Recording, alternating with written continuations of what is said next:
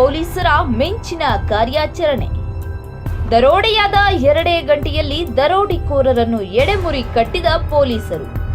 ಇನ್ನು ಕೊರಟಗೆರೆ ತಾಲೂಕಿನ ಹೊರವಲಯದ ಹಂಚಿಹಳ್ಳಿ ಗ್ರಾಮ ಪಂಚಾಯಿತಿ ವ್ಯಾಪ್ತಿಯ ಹರಿಹರಪ್ಪನಪಾಳ್ಯ ಬಳಿ ಈ ದರೋಡೆ ನಡೆದಿದ್ದು, ಮೈಕ್ರೋ ಫೈನಾನ್ಸ್ನವರಿಂದ 4.5 ಲಕ್ಷ ರೂಪಾಯಿ ರಸ್ತೆ ಅಡ್ಡಗಟ್ಟಿ ಮಾರಕಾಸ್ತ್ರಗಳಿಂದ ಬೆದರಿಸಿ ದರೋಡೆ ಮಾಡಿದ್ದ ದರೋಡೆಕೋರರನ್ನು ಮಧುಗಿರಿ ಡಿವೈಎಸ್ಪಿ ಮಂಜುನಾಥ್ ಹಾಗೂ ಕೊರಟಗೆರೆ ಸಿಪಿಐ ಅನಿಲ್ ಮಾರ್ಗದರ್ಶನದಲ್ಲಿ ಕೊರಟಗೆರೆಯ PSI Theerthesh, Kolala PSI Abhishek, police ಸಿಬ್ಬಂದಿಗಳಾದ ದೊಡ್ಡಲಿಂಗಯ್ಯ, ಮೋಹನ್, ಮಧು, ಗಣೇಶ್, ವೆಂಕಟರಮಣ ದರೋಡೆಕೋರರನ್ನ ಎಡೆಮುರಿ ಕಟ್ಟುವಲ್ಲಿ ಯಶಸ್ವಿಯಾಗಿದ್ದಾರೆ.